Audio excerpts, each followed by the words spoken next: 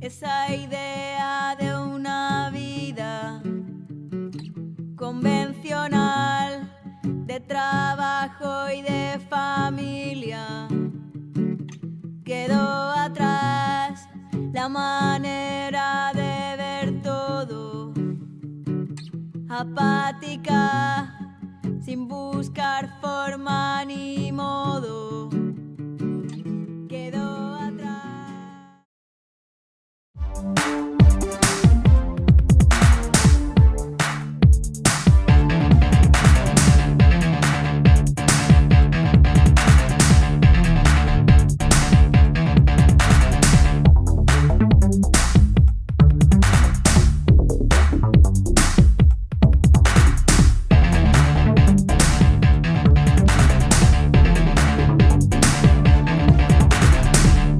What do we want? When do we want it?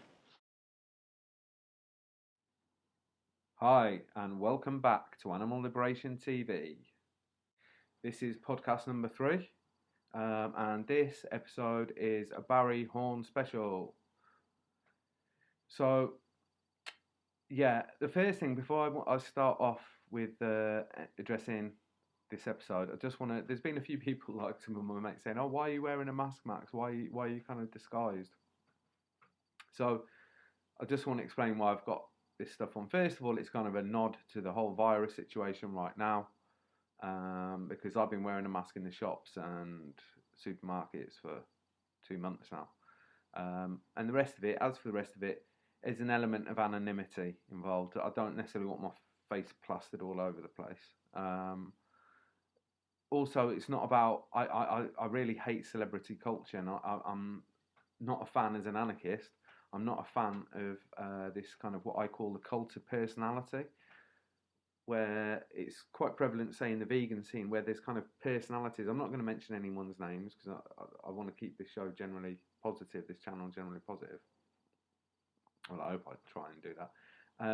But there are some names about who are kind of big in the vegan scene, and this cult of personality, which exists, it exists all over the place. It's kind of, it puts people on a pedestal, which is the hierarchy.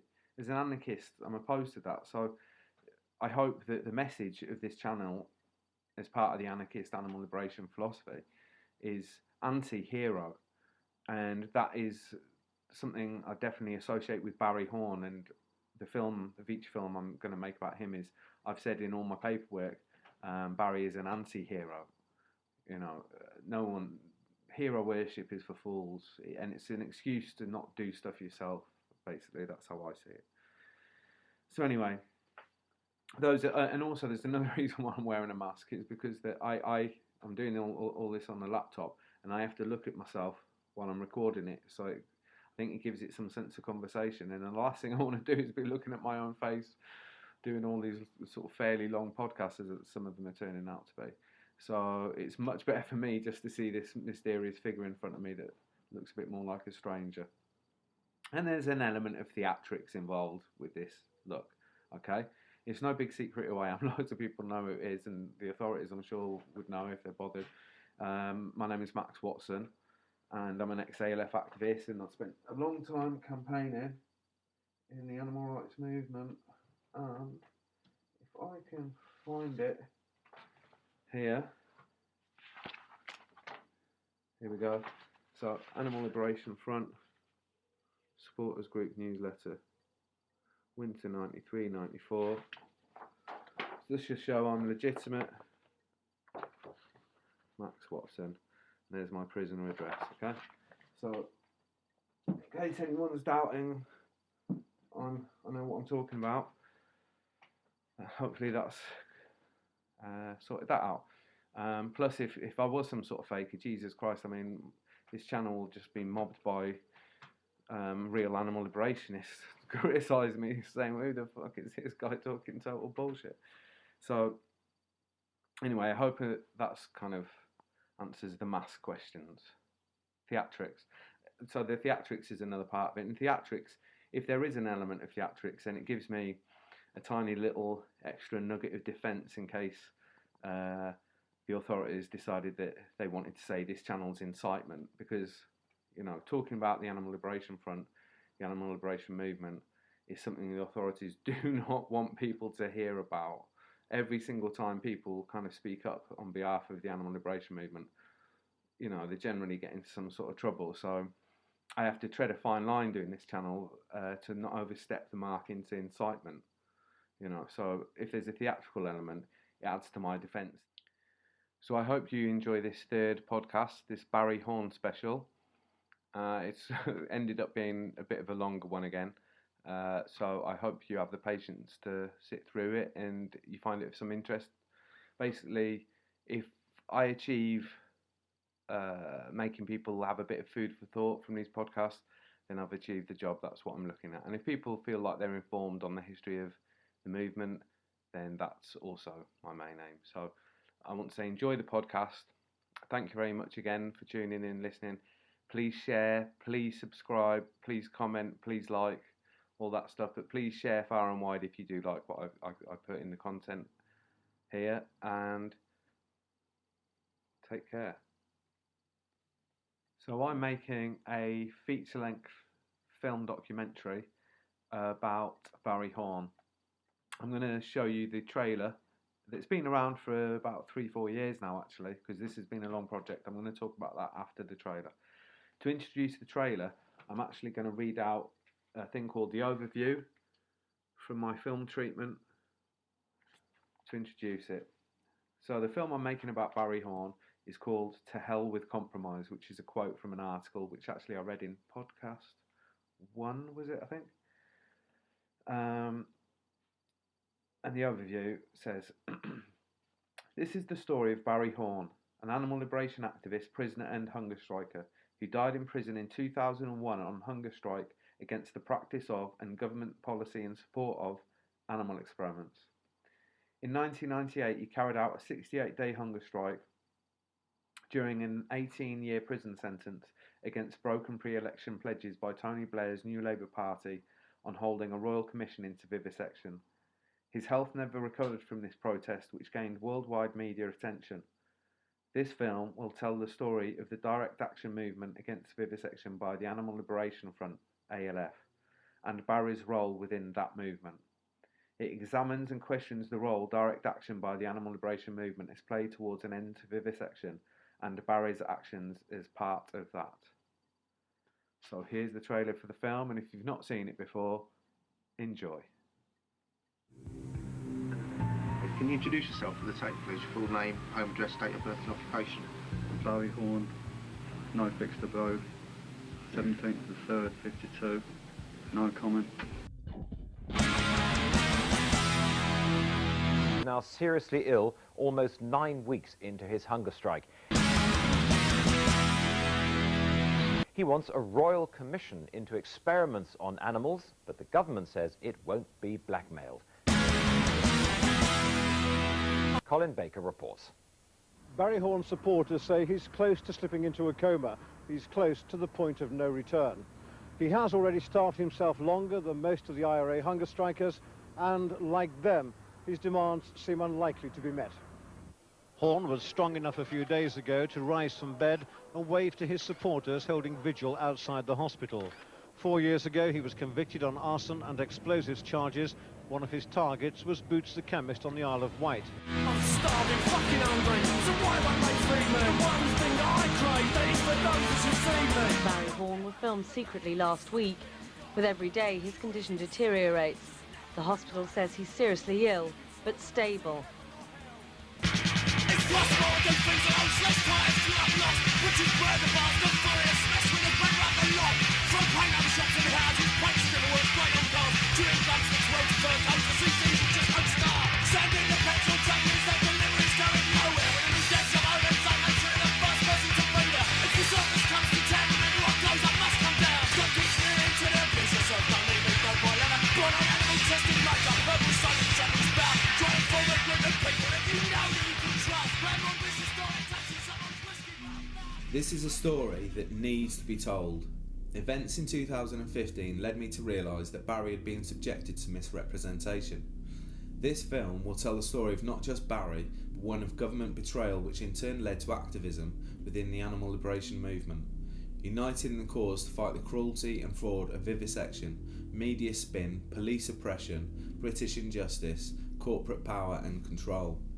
I believe I'm qualified to make this film because I was a close friend of Barry's. I'm an ex-ALF activist and prisoner. I was present during his sentencing, his appeal, I carried his coffin to the grave, and my girlfriend at the time of his 68-day hunger strike was his next of kin. This is an insider's view of the Animal Liberation Front and the impact Barry's death had on inspiring a global movement. So please help us by supporting this film. Thank you.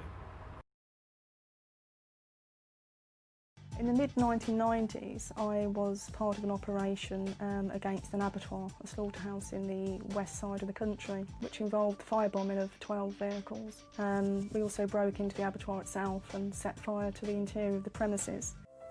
I had posted a statement at the same time to the effect that this was a beginning of a campaign against live exports that would continue, and by whatever means necessary, until live exports were stopped. Barry was full on, you know, he was a very funny, good lad, but he was full on. Barry's inspiration, he did used to inspire people, not by like giving talks or anything. He used to write some articles sometimes, but just being Barry, and he was really of that state of mind where this is a war. What is the primary thing, what they should look for, or how they should be active? I implore that people believe in what they're doing and believe that they have the power to make a difference. We all do. You know, it doesn't take a massive movement to make a big difference. Small numbers of people throughout history have made an immense amount of change just from believing in what they're doing. Freedom fighters gone. Barry Horne, your memory lives on. That same year, 1994, a series of firebombs exploded in stores in York, Oxford, Harrogate and Cambridge. I mean, I've seen butchers carrying carcasses of dead animals into their shop. That is totally offensive to me, huh? It's revolting. Born into a nightmare, their lives are living hell. Some people think it's wrong to put profit before life. Some people think it's wrong to be born under the knife. So to start off with, very briefly, I want to address along the lines of the anti-hero thing. That Barry was an anti-hero and all animal liberationists are anti-heroes. Everyone's a hero, you know what I mean? So no one's a hero if everyone's a hero. We're all capable of all sorts of amazing things if we put our minds to it. So along that line, I wanted to say that I go on about Barry quite a lot. And so I don't know, maybe sometimes people think maybe I come across like a bit of a fanboy or something. That's far from the case at all.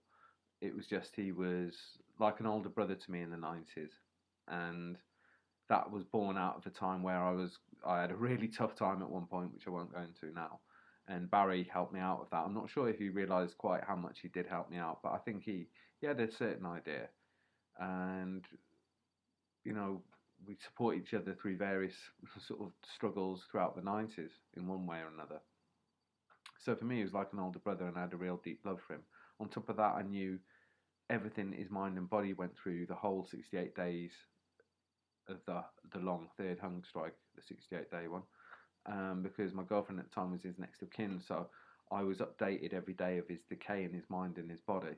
And so the result of that was a huge impact on me, you know. It was something I never forgot. And so my aim really has always been to always get his story out there in one form or another, from telling people that I've ever met at some point, once they've got to know me a bit. I always tell everyone about Barry. My son grew up hearing about Barry.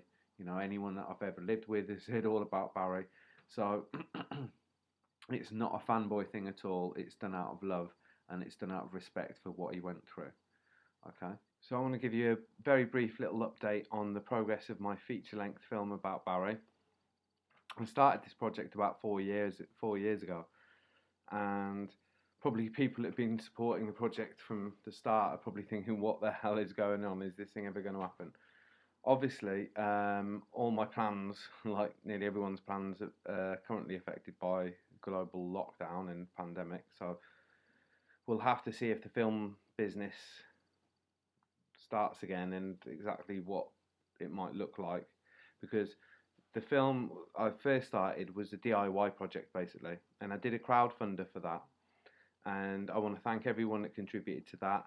The film is still being made. I used that money to promote the film around the UK, and what happened at the same time as that was I made loads of contacts and met lots of people who were willing to contribute as part of the film, and it just grew and grew and grew. So instead of like a half-hour, 45-minute DIY documentary, me and my mate, it became something that I thought I can get this to a good enough quality to get on a major distributor like Netflix or Amazon or whatever, in which case you need a lot more money, and it would be like an hour and a half long. So it grew. Now, bearing in mind I had no idea about filmmaking or anything, I had to kind of learn everything I needed to know from scratch. And anyone that knows me knows that pretty much every day for the last 4 years I've done something on this film, and that I'm obsessed by it because I'm determined to get Barry's story out there.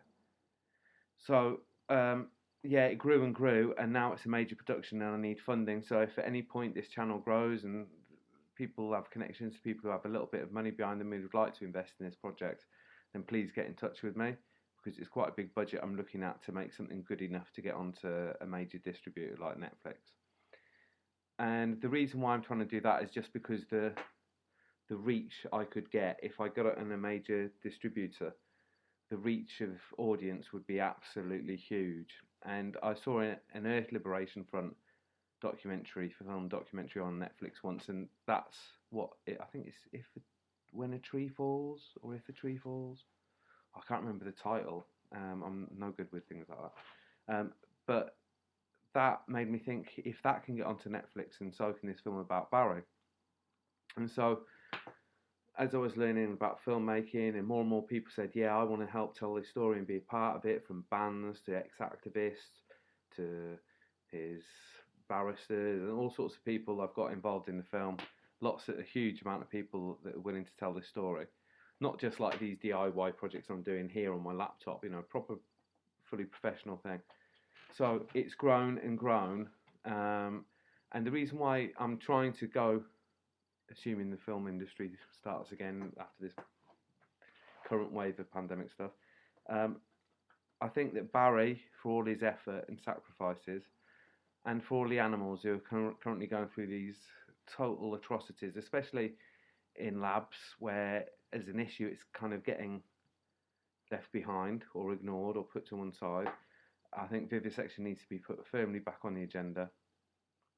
And those lab animals and Barry and all the animals that are suffering due to human oppression and speciesism, they all deserve the best possible chance of this film reaching the most people and being the most powerful project I can do.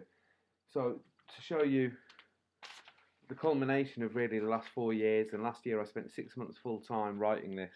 It's a 10,000 word film treatment. It's a very detailed, in-depth one. Sometimes it can just be a couple of pages long, but this is the result of my 4 years of work. And if anyone was interested in investing in the film, these would be the documents I'd show them, to show that I've got a good, solid idea. It covers all the things from why it will be successful, to the storyline, to the people involved, to the storytelling, writing synopsis, topic summary, and loads of other stuff, all the artistic vision for the film, some of the technical stuff. I had to do a lot of research, so I have been busy doing it, and it's still firmly on my mind to do it, depending obviously what comes out of this pandemic. So if you do want to hear more details about the film and the progress and the background to it, there's quite a lot more on that Spanish podcast, which I mentioned before, the links will be in the description box.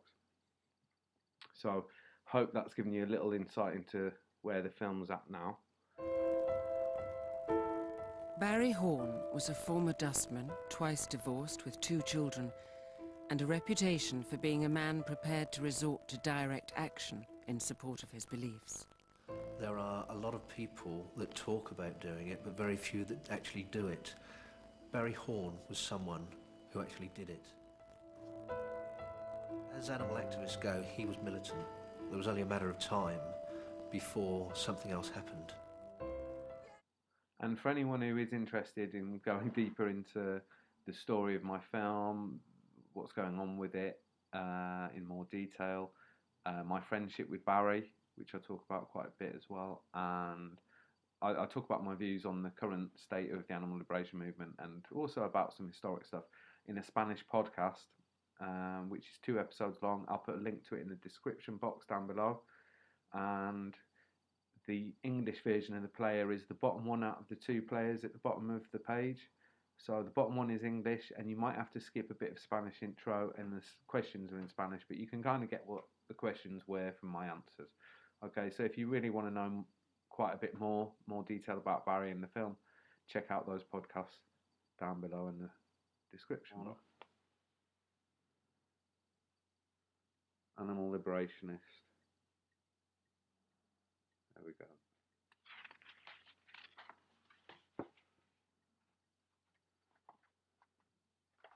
Okay. So, obituary for Barry. The news of Barry's death, resulting from a hunger strike, came as a great shock to us all. And as I write, on the day of his death, most of us seem to be a bit numb.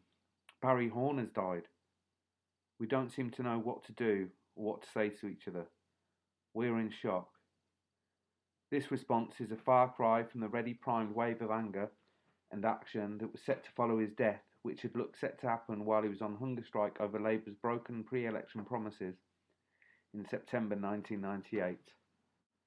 Many of his closest friends attribute his death today with that hunger strike which saw him go for 68 days without food, an ordeal which caused his body and mind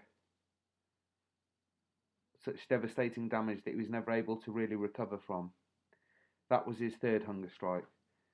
The first one began in 1997, lasting 35 days, which was called off after the Home Office promised a meeting with Barry's representatives. The 2nd hunger strike ended after 46 days, after what turned out to be yet more broken promises from the Home Office. He died today, November the 5th, bonfire night, which is such a fitting date for an arsonist to die on. It's almost like fate. But in Worcester Hospital after going without food since October the 21st, but hardly anyone knew that he was even on this. His last hunger strike for animals. So what's to be done now? What else but to take action for the cause that Barry sacrificed his life for? Animal liberation. In the words of Barry himself, if you do not act, then you condone. If you do not fight, then you do not win. Do not waste time talking about it, drinking down the pub for it, eating veggie burgers for it. Go out there and win it. Barry embarked on the hunger strikes after a great deal of deliberation. During his first 3 hunger strikes, he had a support campaign of close personal friends who, however hard they tried to keep up with his thinking, were always rushing one step behind. That's very true because I was part of those support campaigns. And Barry was just always way ahead of us, tactically, philosophically, actively. He knew what he was up against with politicians, vivisectors, greed, dirty money, corruption, etc., etc. He went on hunger strike to highlight Labour's broken promises and in order to try and break down the institutionalised support that governments had always given to vivisectors. And he did have a huge impact on that. We must never forget that Tony Blair and this current regime, obviously this was written in 2001, have proved to be one of the worst on record for taking part in animal crimes, such as the constant support they have given to HLS, Hunting and Life Sciences, now Coventry. They have reached new depths when it comes to betrayal. And that's definitely how the animal rights movement felt about it at the time. It felt like this is betrayal. The 3rd hunger strike. I want to go back to that 3rd hunger strike because nothing was ever the same after that. Barry had gone on this hunger strike with more determination than ever. He'd recently been slammed with an 18-year prison sentence for a multi-million-pound campaign of damage by arson directed against boots and the vivisection industry. I remember sitting in court at his sentencing and letting out a sigh of relief when the prosecution accepted that he had never intended to endanger or harm anyone. Then the judge just carried on regardless with a savagely long sentence. I was there that day myself as well, and in fact we kind of kicked off in the court and we had to get rushed out by police with all their CS gas drawn, and in fact they'd only put us in a special kind of bulletproof glass box for just a handful of people, public, his supporters in other words, above and behind the court, so you could kind of see it from above down. And when he gave him the 18-year sentences, we were banging on the glass and screaming and shouting, and then the police rushed in. It's quite a dramatic moment, that. In court, the prosecution linked Horne to the arson attacks on the Isle of Wight by demonstrating the similarity of those devices with the bombs discovered on him after his arrest. He was found guilty, with the judge describing him as an urban terrorist, while acknowledging that Horne had not intended to endanger human life. He was jailed for 18 years. 18 years is exceptional, but I think rightly so. When you look at what would have happened if we hadn't have caught him in Bristol, you've only got to look at what happened in the Isle of Wight. Over £10 million worth of damage and the devastation there. So I think 18 years for what could have been a catastrophe for Bristol is about right.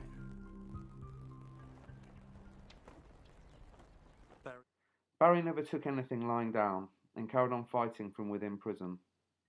He knew that he had the strength and determination to take a hunger strike to its limits if necessary. And I'm going to interject again there quickly, because my girlfriend at the time was his next of kin, and he told her before he went on this third hunger strike that he was going to go on it, and that this time he was willing to go all the way. So from the very start, I knew that his determination on this was to follow it all the way through. There would be no backing down on this one unless the government delivered on its pre-election promises. He set out to make a major breakthrough in the institutionalised support of vivisection, and he was going to use his own life as the bargaining chip. This was going to benefit the animals one way or the other.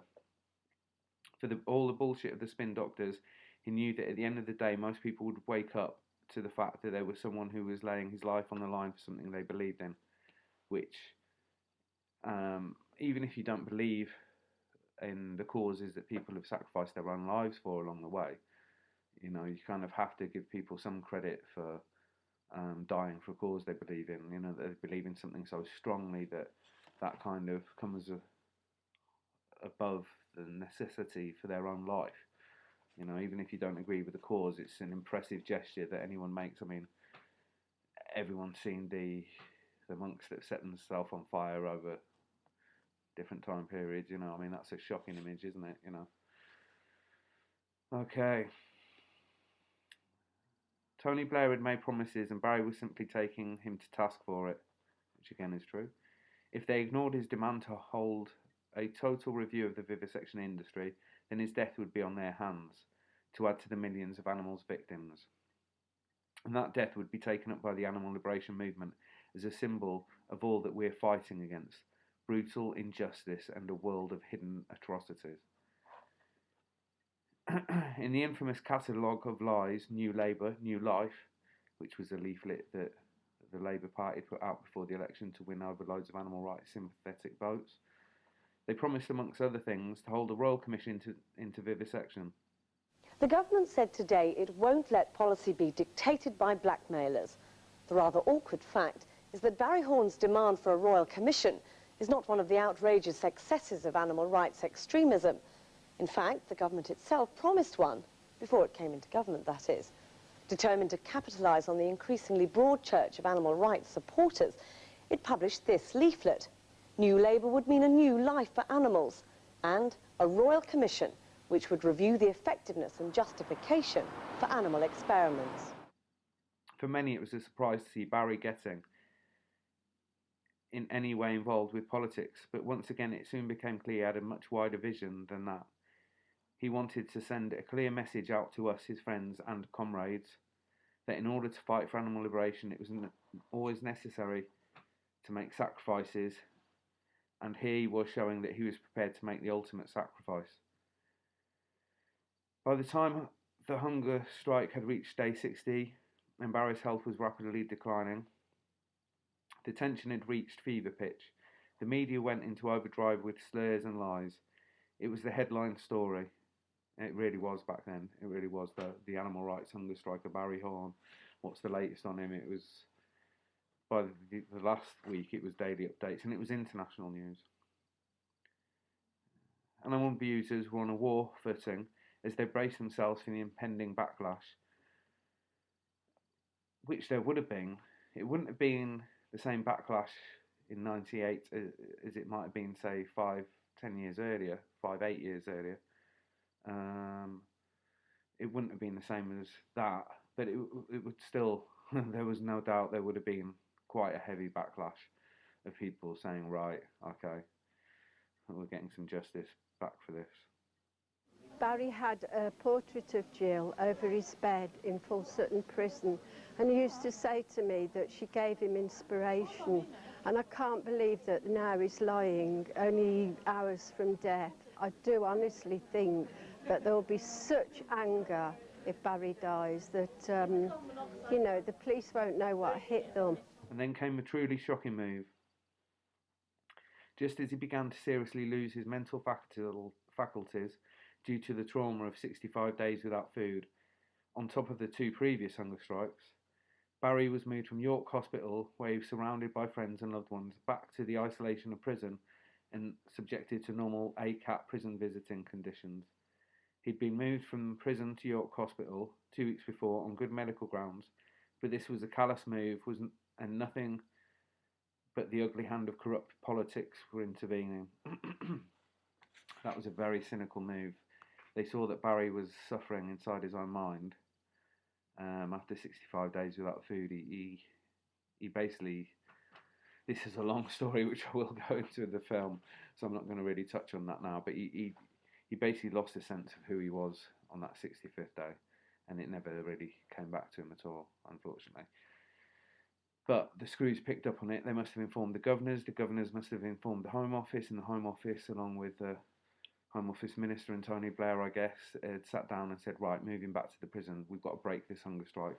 We've got to get him off. The best chance we've got is to get him back into harsh prison conditions and away from these supporters and friends that are kind of, probably in their minds, aiding him to do this. Because in fact, none of us wanted him to die. We supported his hunger strike because we wanted to support him. If that's what he wanted to do, we had to support him.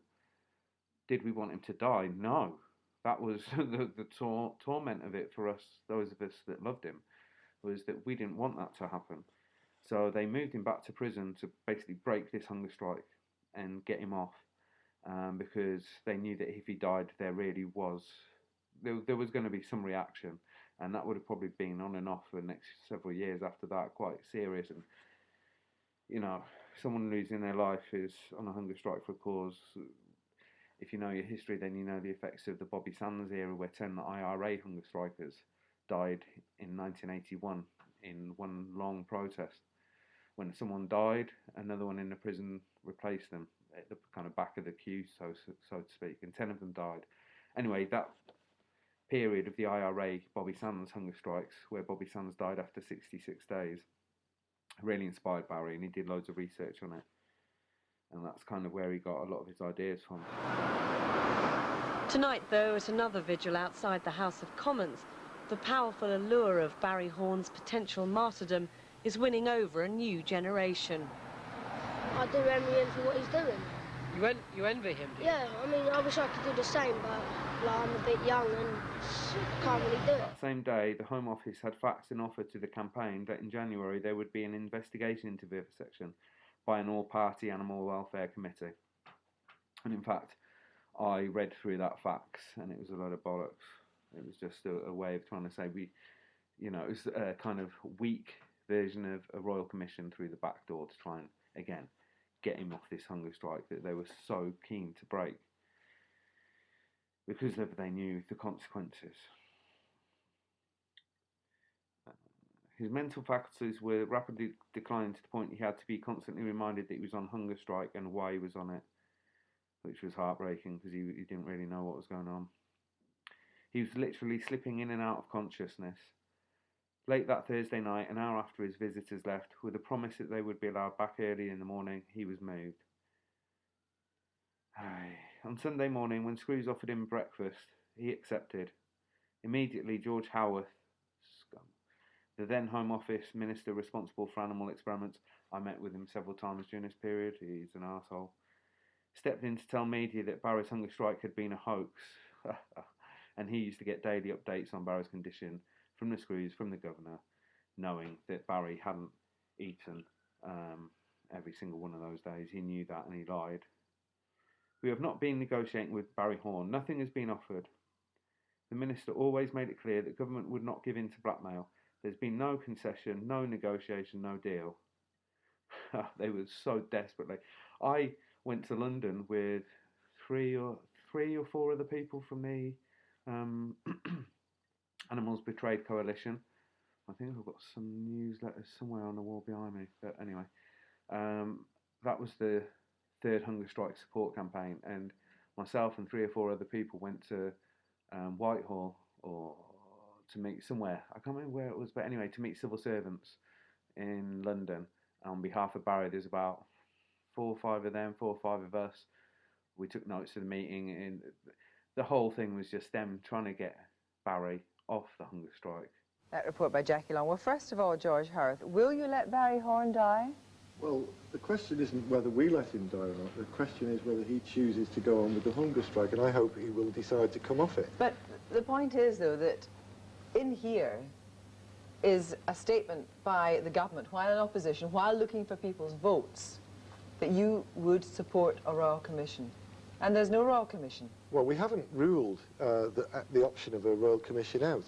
What we've said repeatedly is that we are working to an agenda in the meantime, given the resources that are available to us, to eliminate as far as possible. For example, in cosmetic testing we've already achieved that, in tobacco and alcohol we've already achieved that. The effort has to go into reducing the number of experiments rather than to the gesture at the moment of a Royal Commission. Well, sorry, you know, if it's a gesture now, then you didn't call it a gesture before the election. What is the problem with establishing a Royal Commission, which is not you saying we're going to end animal testing? It's a commission to look at it, and that is what Barry Horne wants. Well, I've said that we will not rule that out. But the issue at the moment is we cannot respond to the pressure of somebody who's on a hunger strike, or for that matter, any act of terrorism. Because if we respond to that, then all policy making in the future could be dictated to by that kind of action. No government can submit to blackmail, and we certainly won't. Rob, basically, you know, in the end of the day, then, you know, you will have to let him die. Well, it's not our choice. He has the option, and I hope those who support him will join us in urging him to come off the hunger strike, and then we can all start to make some progress on an issue that there is a lot of areas of work that we can work together on.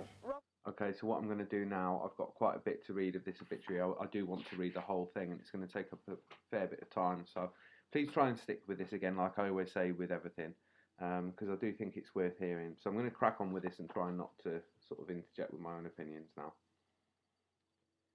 There has been... Oh yeah, we've done that. So Barry never recovered from the effects of that hunger strike, and he died today because of it. Nothing was ever heard from the all-party animal welfare investigation. Oh, what a surprise there. And another thing I want to add, actually, I will interject quickly here, was they added his appeal, that he got appeal. They announced that he had an appeal, that completely independent of the hunger strike and the fact that it was near the end of the hunger strike. And it wasn't another tool to blackmail him off the hunger strike, no. And the judiciary just made an independent decision that happened to coincide at that exact time. And so it was another little lever they tried to get in there. Oh, you've got an appeal. And of course he came up, well, the hunger strike ended and he did get an appeal a few months later. And I went to that and they upheld the conviction for the Isle of Wight on no evidence really. And also upheld his 18 years for that, which was outrageous, obviously. So anyway, right, okay. Barry the man, Barry the animal liberation activist. For me, there was no distinction between Barry the man and Barry the animal liberation activist. He had a wicked sense of humour, a mischievous smile, an incredible level of energy, dedication and sense of self-sacrifice. He had a kind and gentle heart, but also a burning sense of rage towards bullies, be they racist, fascist or animal abusers. I remember him coming along to his first meeting of Northampton Animal Concern. It was quite obvious that here was someone who I could well be able to do business with. He had that edge about him that makes a good animal libloony. I'll never forget his input into a raid we did together into fauna on St Patrick's Night 1990, in which 82 beagles and 26 rabbits were liberated.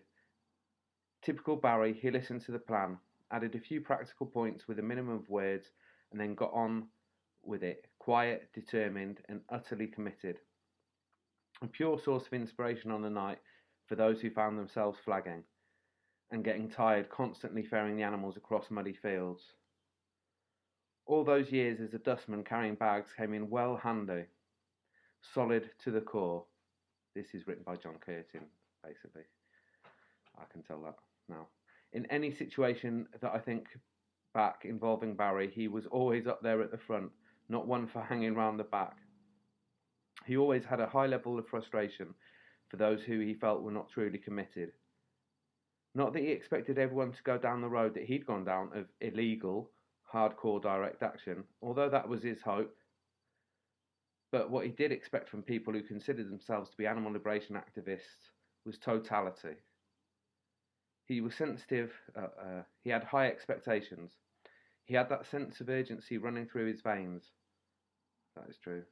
He was sensitive to the fact that animals are dying now. It was often unnerving to be around him, and Barry was not always one for social pleasantries. All right, Barry? Ugh. But if you were to mention the magic phrase, animal liberation, then his eyes would light up. He'd been done for attempting to liberate Rocky the dolphin, trashing a vivisector's dinner and dance, for possession of incendiary devices within a mile of HLS, for attempting to plant incendiary devices and causing £3 million worth of damage to other boot stores, and that's only just what he was caught for. And then he went on to make the most powerful statement of all. He showed that he was prepared to die for his beliefs.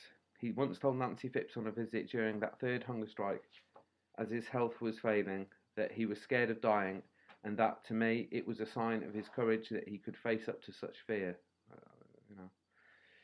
Mike Hill, Jill Phipps and Tom Warby had no control over their deaths. They were murdered.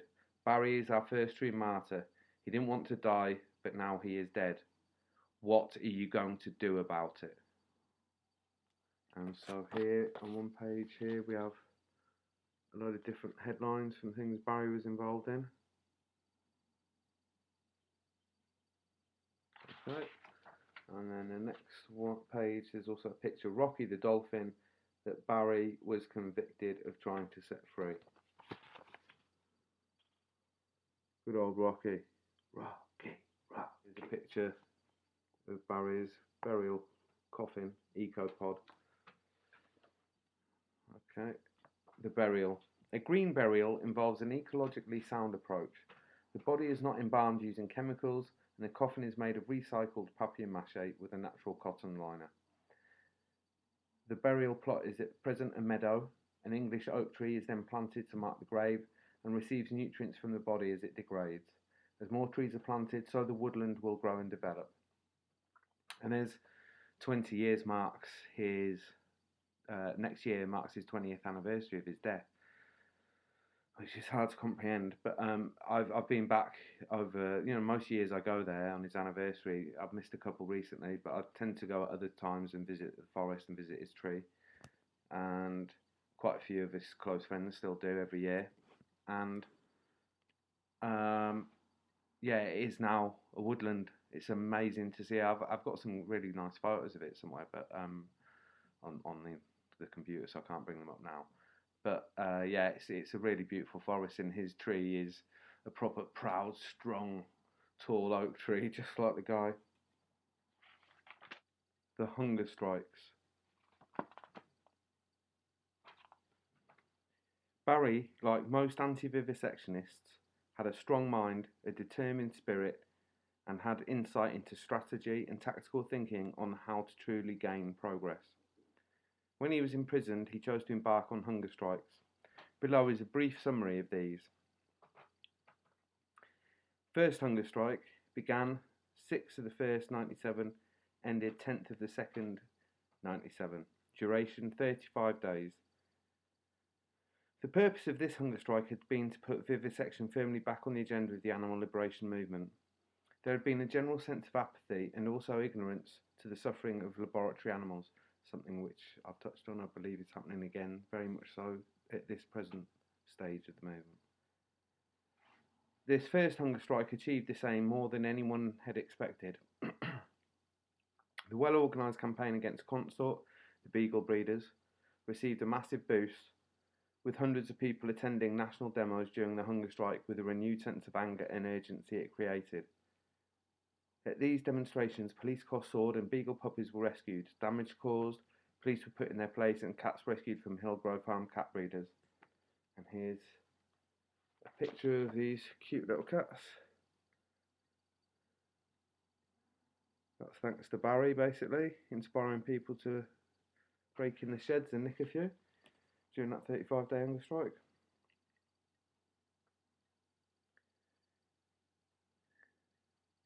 Demos and actions were taking place all over the UK and worldwide. Various labs and breeders were smashed, lorries were gutted by fire, and animal abusers received home visits. With this increase in direct action, along with promises made with Labour in a pre-election propaganda leaflet called New Life for Animals regarding laboratory animals, Barry ended his protest. The second hunger strike began 11th of August 97 and ended 26th of September 97, duration 46 days. After the first hunger strike, Barry thought that there may have been political progress made for animals in labs in response to public pressure, but as months passed it became clear that this was not the case. There was betrayal. New Labour broke promises and Barry highlighted this. Again, demonstrations and actions increased and damage intensified nationally and internationally. There were hundreds of slogans spray painted up and down the UK, especially on motorways, and I did loads of that myself. The first Hunting and Life Sciences protest camp was formed. That was me and a few mates again on that. That was part of the Hunting and Death Sciences campaign. And this was a huge success. It was also in support of Barry. The Home Office contacted the Barry Horne campaign and offered a compromise. On the same day of the meeting between these two parties, the Home Office cynically gave HLS their licence to vivisect back, even though it had been withdrawn due to criminal convictions of its staff for cruelty to beagle puppies, which in fact is the footage shown in the first episode of Dusk Till Dawn. There's a 3-minute clip of animal abuse with puppies getting punched and all sorts of stuff. That's that incident. The third hunger strike began the 6th of October 98 and ended on the 13th of December 98. Jesus, it even looks long on paper. Duration 68 days. Unfortunately, the meeting at the end of the second hunger strike had led to no further changes, and during the years since the second hunger strike, Barry believed that the government had shown total disregard for animals in laboratories and total contempt for the animal liberation movement. Yeah. This could be seen by everybody. What with HLS getting their licence back, Hillgrove Farm policing out of all proportion, and an increase in the number of animals used throughout the UK for vivisection experiments. Barry entered this hunger strike with renewed determination. He was prepared to die if necessary. At first, movement didn't see or seize the opportunity, but as Barry weakened physically, the situation changed. There were demonstrations all over the world. All the major cabinet ministers, including Tony Blair, had demonstrations outside their homes. Animals were liberated. Labour offices were smashed up. Meat trucks burnt. Hundreds of slogans sprayed and hoax bomb calls made. So international support, including many fur farm raids and lots more. Unprecedented national and international media coverage followed. Primetime TV news slots, front page newspaper coverage, editorials, etc. Unfortunately, the Home Office had its spin doctors firmly pulling the strings of the media, with the usual fanatics label in use. In a tactical move, Barry changed his demand to that of a royal commission into vivisection, and the media and government couldn't escape the point that New Labour had broken a pre-election promise. During November and December 1998, nearly everybody had heard of the hunger striker Barry Horne. The media falsely tried to claim that Barry had cheated during his protest. The truth was that Barry had drunk some tea and fruit juice over a three-day period to help concentrate his mind after being given a possible offer from the Home Office. That is, in fact, the facts that I've mentioned or will mention. 4 days before the end, he suffered a huge mental change and was unable to fully comprehend his position. So when his visitors told him an offer had come through from the government, Barry accepted this, and in his mental state had no other option, as his visitors simply could not tell him to carry on. On the day of Barry's mental change, the hospital and prison took it upon themselves to move him back to the prison, thereby ruining any chance Barry had of making a fully comprehensive decision. It was their aim to break the hunger strike, as I said before. The reality was that Barry Horne exceeded all estimations of his survival. 68 days, yeah. Barry rants from the past.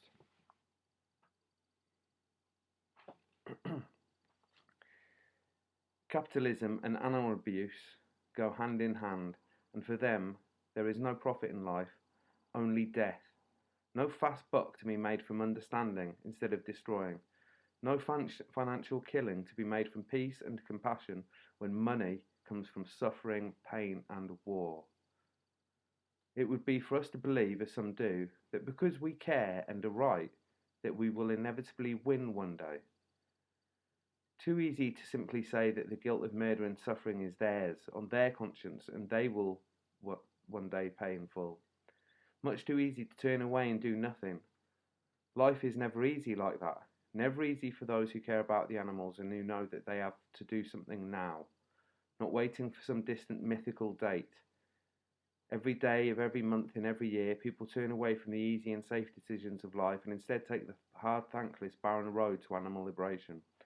The road with many twists and turns and pitfalls that is direct action for animal liberation. The long road to victory that they know is the only one that can end the suffering and stop the killing.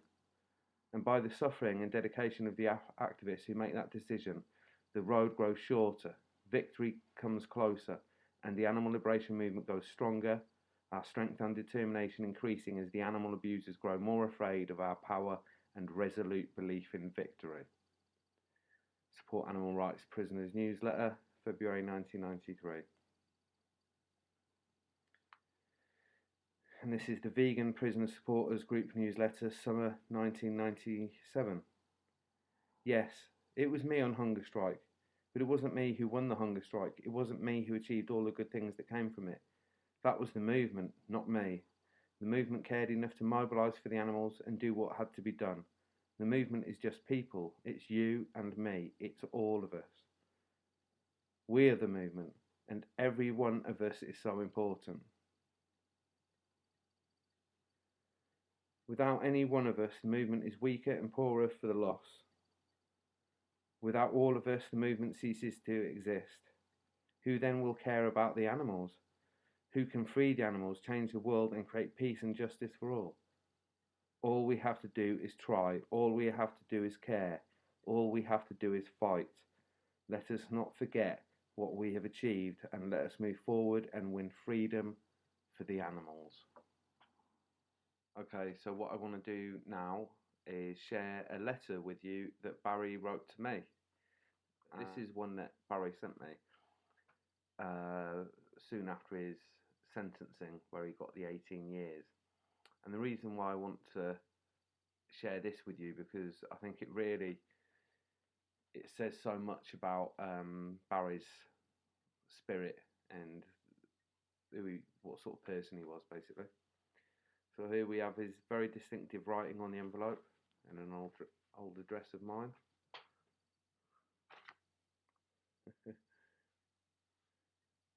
Barry's distinctive writing and what is now looking like a pretty old letter. It's kind of very brown and it's got a proper prison letter look to it.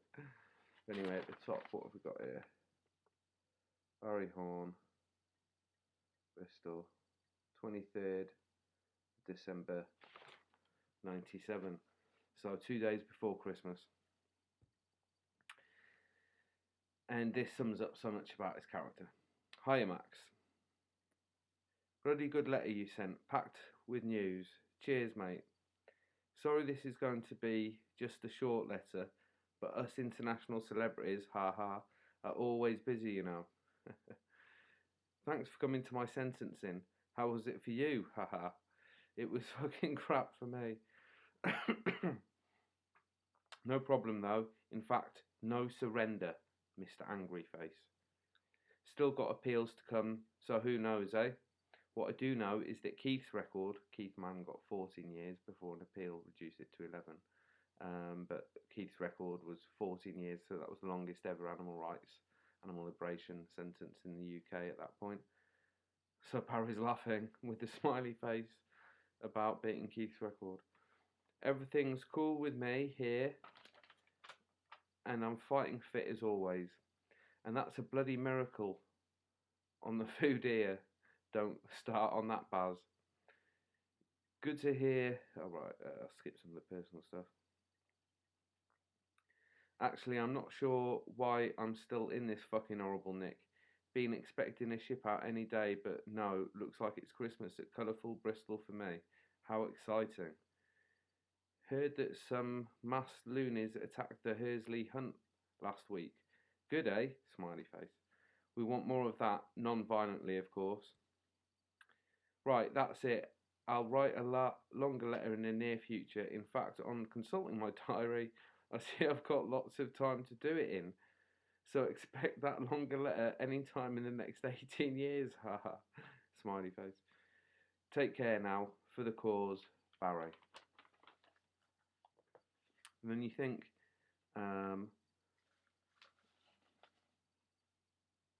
I can say for myself, if I just got 18 years, I think it's going to take me the first 3 years just to get over the shock, probably. And then settle into my sentence a bit after that, I'd like to think. But I reckon the first 3 years would be shocking. Certainly the first few weeks, I can only imagine I'd just be absolutely gutted and probably pretty terrified of the whole thing. But no, Barry had his own reply basically, and those two words were written in capital letters: no surrender. Beyond the ALF, animal militancy disintegrates into a secret network of small factions and private individuals. A Home Office unit based at New Scotland Yard holds the names of 800 groups on an Animal Rights National Index. Two of those, the Animal Rights Militia and the Justice Department, are suspected of being involved in the current bombing campaign. Right, so I've got a few little things that I want to show you. I've got a few newspaper cuttings. Let's have a look at this one here. Horne starts another hunger strike.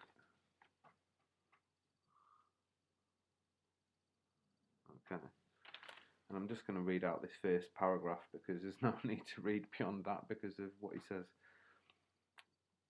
It's a Home Affairs correspondent that writes this article. It must have been from like, one of the broadsheets, Times, Telegraph, Independent, something like Guardian. Barry Horne, the animal rights terrorist who allegedly staged a bogus 68-day hunger strike against vivisection, could die within a week after embarking on another fast, the prison service said yesterday. It's like, you know, where do you start? Staged a bogus 68-day hunger strike.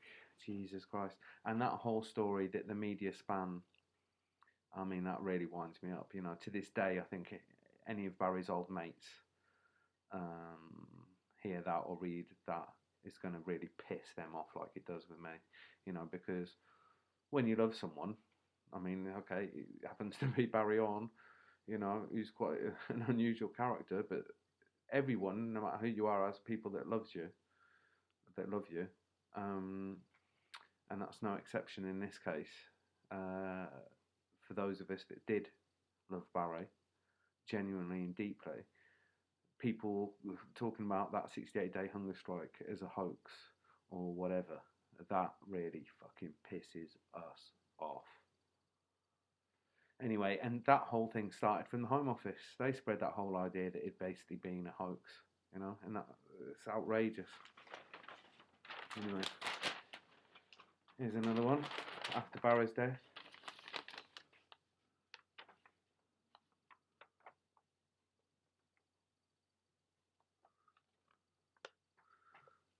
Fire bomber dies after fourth hunger strike bid to change vivisection policy.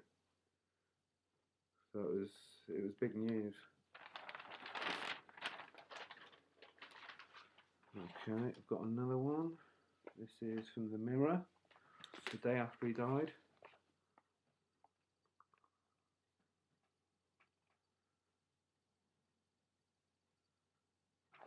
Good old buzzer. Revenge attacks by animal rights activists were feared last night after a protester serving an 18-year jail sentence for a vicious firebombing campaign died on hunger strike. I mean, like, you know, this is language. Language can be everything sometimes, you know, and people are absorbing that information. Vicious. Oh, he was a vicious firebomber, him. I read it in the newspaper. He was a vicious firebomber. You know, Jesus fucking Christ. No one was injured. There was no intention to injure anyone with any of his arson attacks. How can it be vicious then? You know, he basically helped push Boots into selling their labs after years of our various, you know, the whole ALF campaign. He took it to the next level, and that's when, you know, got rid of their labs. No one claimed responsibility for the North Yorkshire firebombs. Police assume they were the work of a militant animal rights group. As the IRA ceasefire continues to hold, violence perpetrated in the name of animals is regarded as the major terrorist threat in mainland Britain. The animal rights movement has always been radical, with some groups prepared to break the law. And what goes on in those animal labs, that is vicious. That is terrorism. That is nasty shit going on. You know, no one's ever been seriously hurt or killed by ALF actions ever in over 40 odd years, however many years it is now, maybe 50 odd. So it's an absolute joke. Vicious firebombs, you know, it's inanimate objects. How can that be vicious? But we've seen on the film people prepared to put animal lives before human lives. People at home may say, that's balmy, I can't even understand it, begin to understand it. Can you give us some insight into the way people who do that might feel? I don't necessarily think that is true. I think people who are driven to what is deemed acts of terrorism come from a very long journey before they could ever think about that sort of action. The frustration, the day-to-day abuse of animals, the genocidal destruction of animals. No human person has ever been killed or injured by an act claimed by a legitimate animal rights organisation or even some of the fringe groups. Here's a copy of the Animals Betrayed Coalition, which was the support group for the hunger strikes, which I was closely involved in. Day 53 of the hunger strike. Labour refused to move.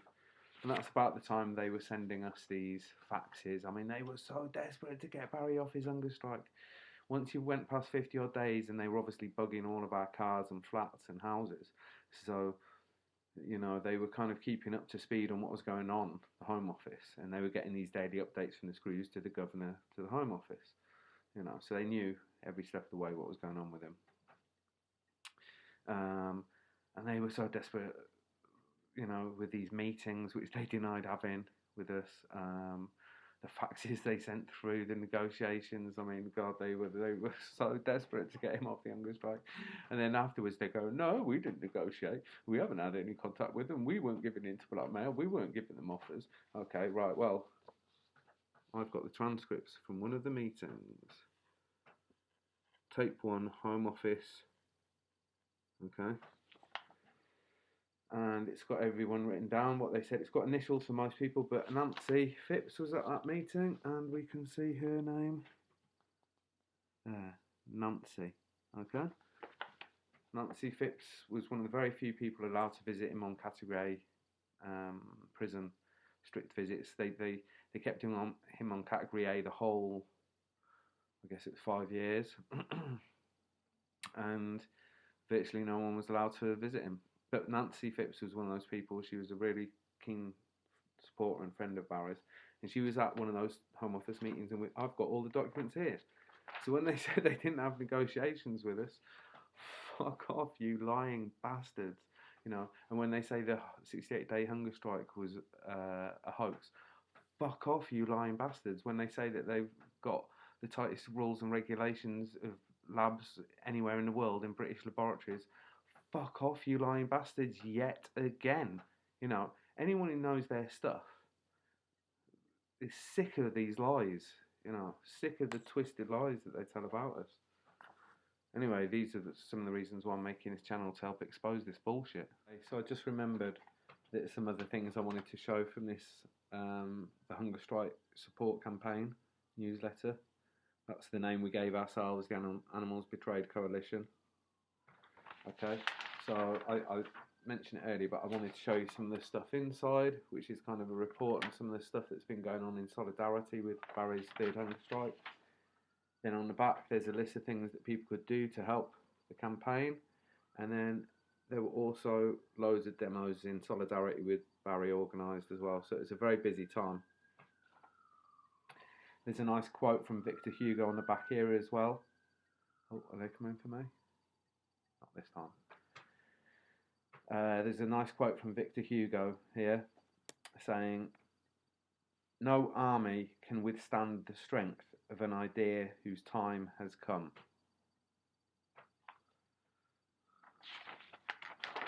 Okay, so in the middle there's all these lists of things that have gone on. Let's have a look. People in Eastbourne plastered a load of posters saying Barry Horne hunger strike against vivisection. There was an action at a pig unit near Oxford. A mink farm had damage caused to it. Let's say where. 2 butchers' windows in London in solidarity with Barry. A castle, Cardiff Castle banner drop in support of Barry. And they went to the local Labour office. Actions have been taking place in Brighton, London and Liverpool. 200 protesters blockaded Downing Street. What's this other one? Yeah. Tony Blair's house was visited. Jack Straw's house was visited. I went to Jack Straw's house. We were welcomed by 2 or 3, I think it was, special branch armed officers. We quickly left. We tried to mail a letter to him on... Jack Straw was the Home Office Minister at the time under Tony Blair, and the Home Office is responsible for vivisection.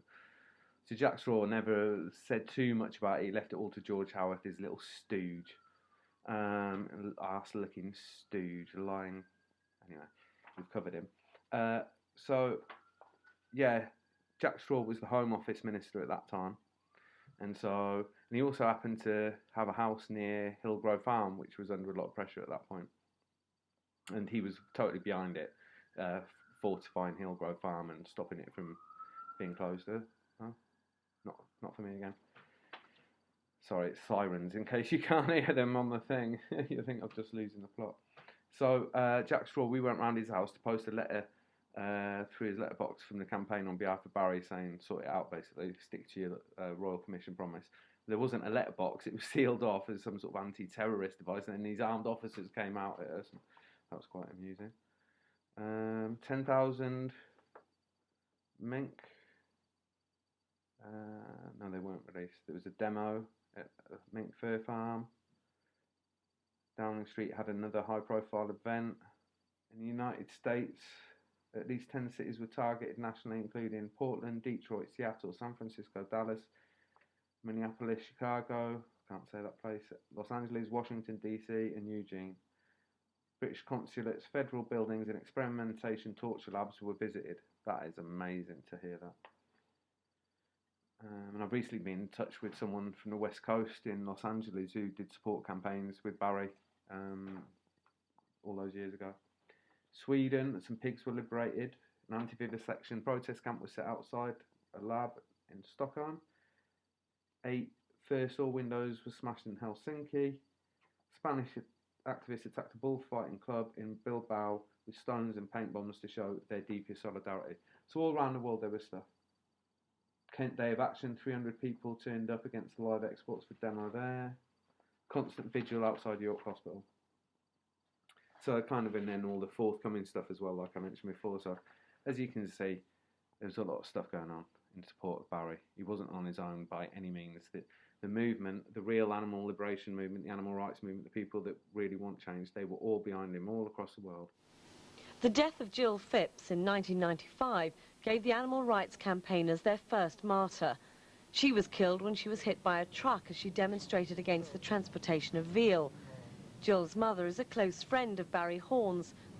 She says his willingness to die for the cause has been heavily influenced by the death of her daughter. So leading on from Nancy Phipps being mentioned just before, I want to read out an article, a letter that Nancy wrote about Barry for this newsletter, Stop Huntingdon Animal Cruelty. And there's a quote by Barry and a picture of his face, bless him. And then there's a diary of actions I think that they have coming up.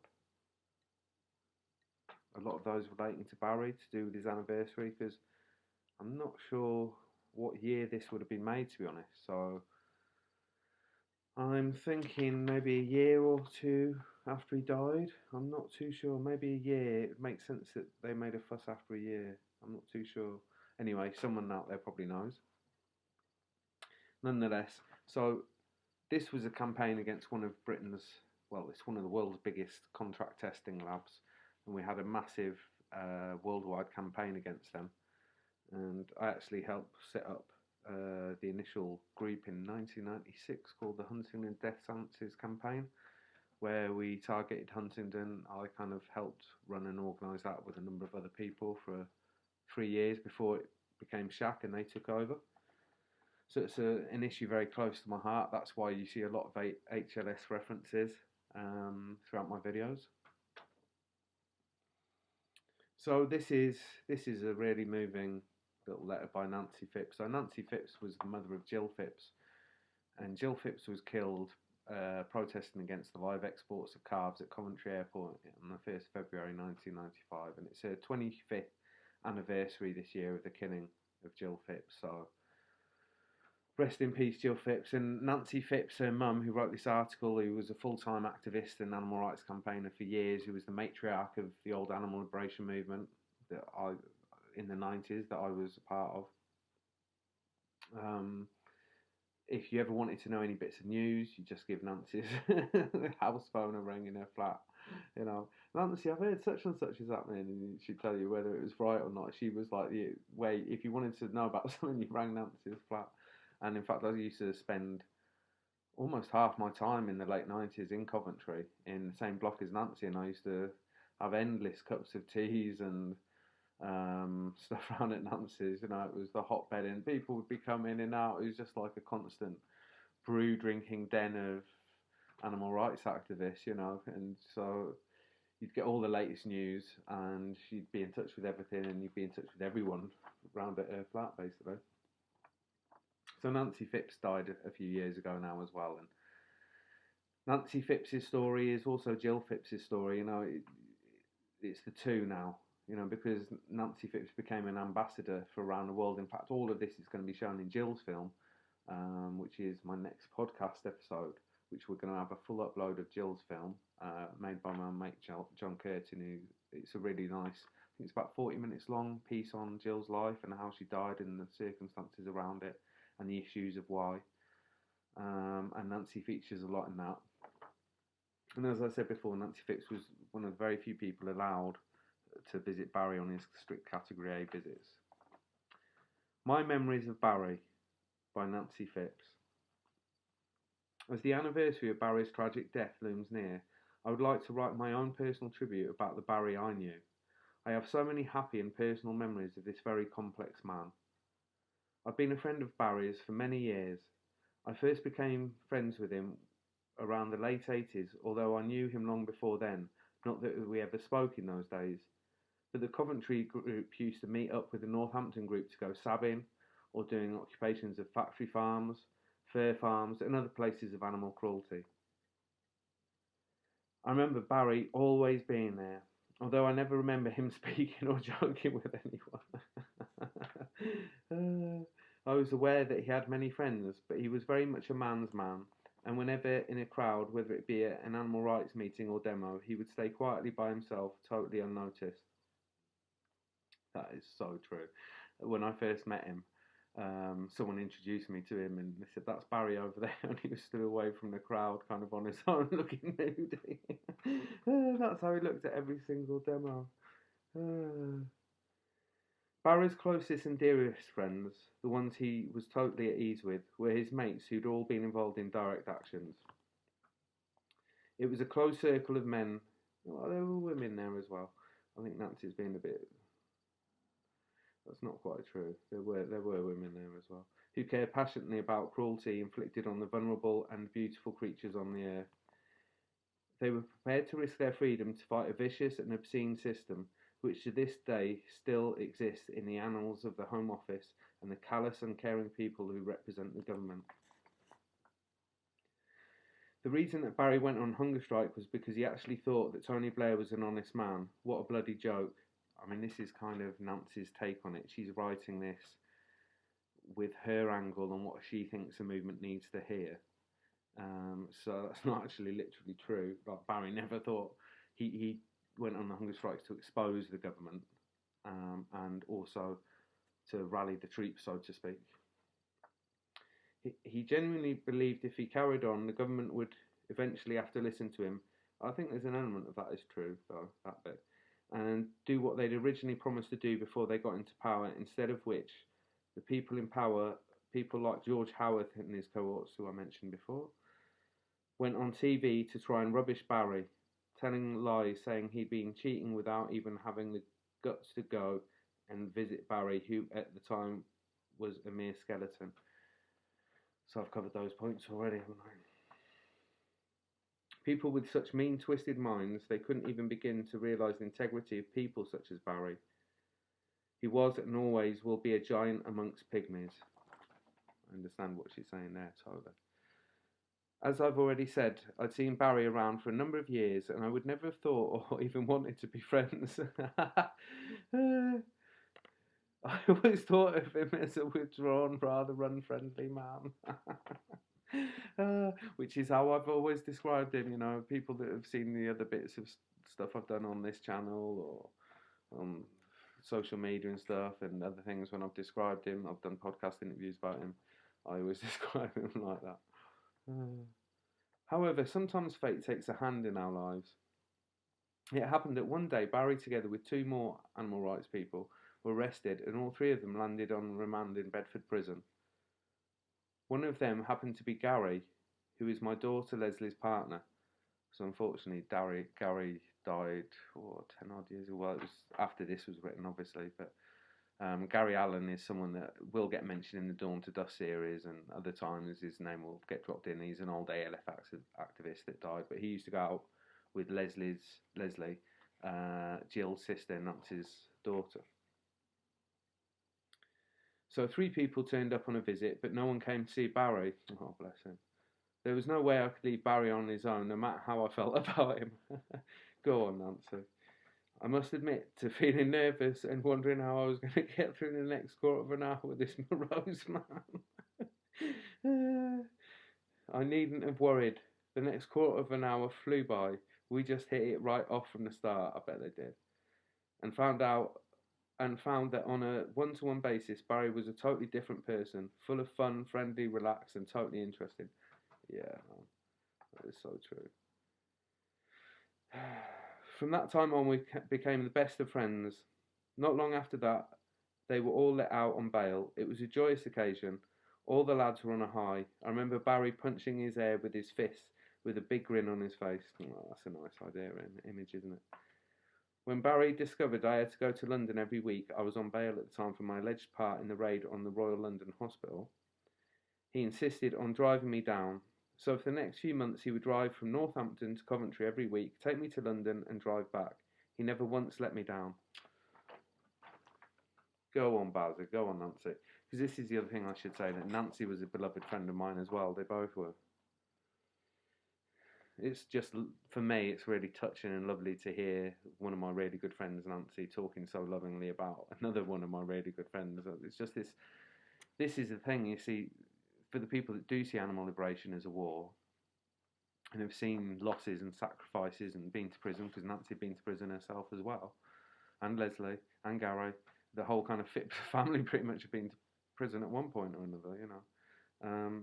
When it's kind of a bit of a wartime situation, the camaraderie and love between you is very solid, because you've got a mission, you've got a vision, you've got a dream, you're all on board with that.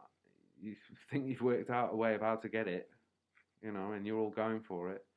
That's a very strong binding love that you have between you. And when you get the added kind of tests over time, like obviously a decade of the 90s, you know, when personally I've been arrested something like 20 odd times, I can't even remember. And I've had about 50 magistrates appearances and 3 Crown Court trials, you know, so it's like, it gets hard to remember it all, but the point I'm getting to is that love is really reaffirmed when everyone stays bloody quiet in their interviews, you know, when everyone says no comment or says nothing, like all of these people have, and myself, then that is a very big bond, because it means none of you have sold out or are willing to sell out on each other, which is actually a big thing, because it's one thing being involved in kind of criminal activity or activity that brings a lot of police scrutiny, you know, being involved in protest movements. But if you can stay quiet, and, you know, unfortunately, I've heard so many different stories from America of loads of USA activists grassing. And the problem is they set up these, someone might correct me if I'm wrong on this, but they set up these grand jury systems where they basically kind of hunt people down, and if you don't comply with these kind of interrogations, pre-trial stuff, that's an imprisonable offence in itself. So pretty much everyone, when they're facing like 25, 50,000 years, whatever it is, that they get in US courts for stuff these days, you know, when you're facing 30 years or something and they're offering you a way out, you know, that's tempting to some people. But I know for a fact that myself and Nancy and Barry and all the other ex-ALF activists that I personally have known and I'm good friends with, we all kept our fucking mouths shut.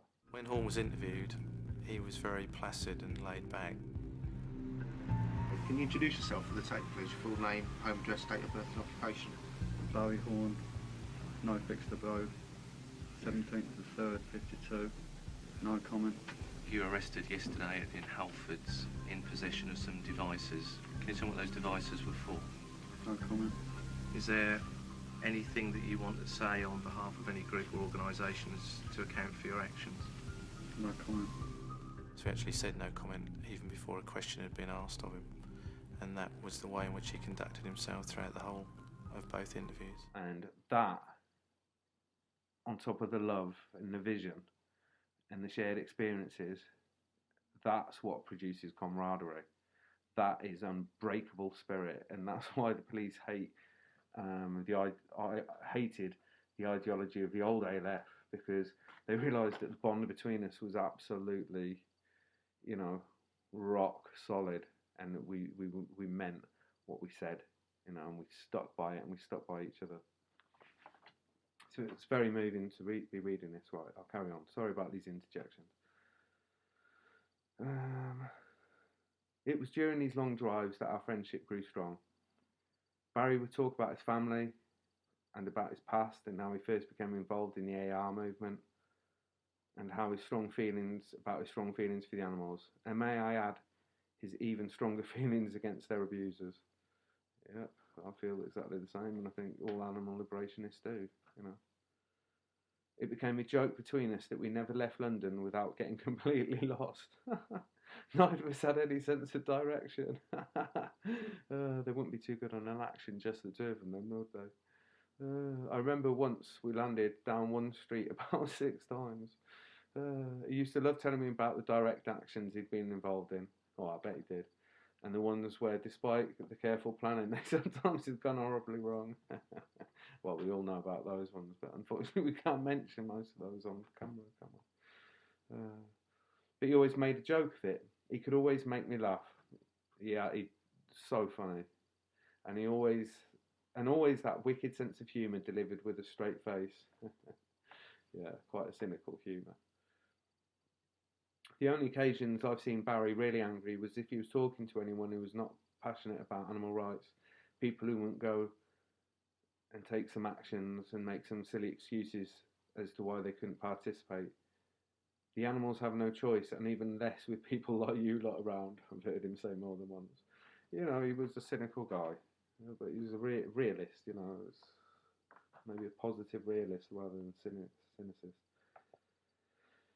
I remember once, after stopping along the motorway to fill up, Barry started to tell me about all of the cars he'd owned that he'd set on fire. What? He'd got to the fifth when I began to feel something was wrong, and on turning my head saw that not only was the car filled with smoke, but all along the motorway were great clouds of billowing black smoke. Barry's response was, bloody hell. Fortunately, we managed to slowly get it into the junction at Watford where we left it and slowly made our way back to the last garage we had passed. Well, that was the plan. As we walked along, so I kept my eyes on Barry's white trainers, as by now it was pitch black. Oh my God, this sounds like one of those trips from hell, doesn't it? We've all had them. A good idea until I walked back into a signpost. A bit later, a car drew up alongside us and demanded to know what the hell we were doing walking along my way in the dark. It was the police. Oh. We explained what had happened, and they not only gave us a lift back to the car, but also took the car to a safe place, and then gave us a lift to the railway station. I'll never forget the look on Barry's face as we stood waiting for our respective trains. Total bewilderment. Can you believe that? He repeated over and over again. Coppers being so kind. Can you believe it? To shut him up. I said, oh, just the dynamics. I feel like I'm a fly on the wall the way she's done it. It's brilliant. I wonder if they'd have been so kind if they knew we'd been in spent the whole afternoon in court. That did the trick. His face widened into a huge grin. Can you believe that? Was always Barry's response to anything untoward, whether it be towards a kindness or someone being bloody minded. The only difference was in the emphasis and the expression on his face. I'm so glad I was privileged to know the real man behind the aura of martyrdom which we inevitably now think of him. He was our first real martyr. People have sometimes called Jill a martyr, but Jilly never planned to die. She was murdered by the state. Barry too was murdered by the Blair government because he really did believe he would win his fight for the animals. He was a man of strong convictions, and sadly he put his trust in politicians, which isn't necessarily, that's again Nancy's kind of angle at this point in time. But we all know that there is no honour in the dirty game of politics. Oh yeah. By the time Barry knew he'd lost the fight, his health had gone. I remember him once admitting to me that he was scared of dying, yet he doggedly fought on. Many times I've left him thinking I would never see him again, but there he'd be the following fortnight. Many is the time I've told him that he's a really good alien. he would always laugh. The last time I saw him, he told me that he'd nearly died the previous evening. He told me he was spinning along a dark tunnel and there was this bright light at the end and he saw Jill. Well, that's my own personal story about Barry Horne. To me, he was a caring friend and I'm proud to have known him. Let us all never forget his courage and utter dedication to the animals he so desperately fought for, and let us all take inspiration from a wonderful human being. That's actually very moving for me, that.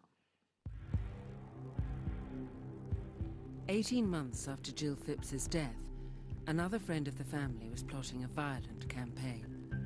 After a tip-off, the police started to monitor the movements of Barry Horne, believing him to be a member of the terrorist animal rights militia.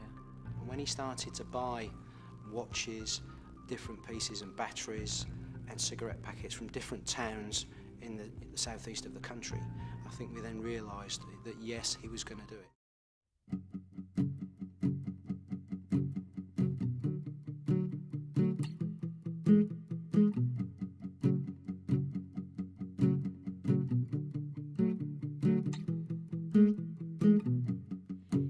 la idea de una vida convencional, de trabajo y de familia. Quedó atrás la manera de ver todo, apática, sin buscar forma ni modo.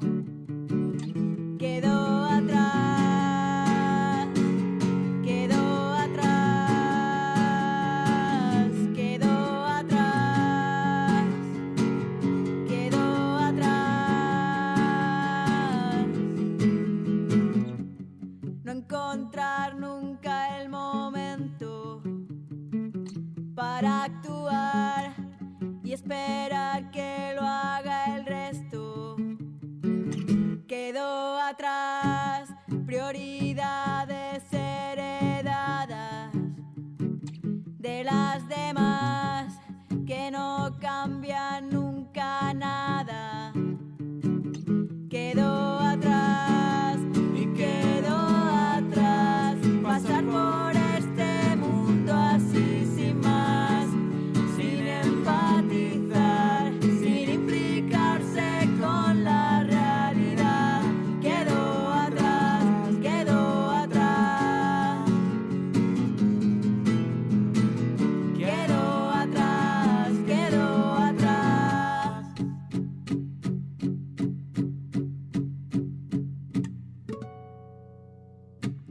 Cuando todo está perdido,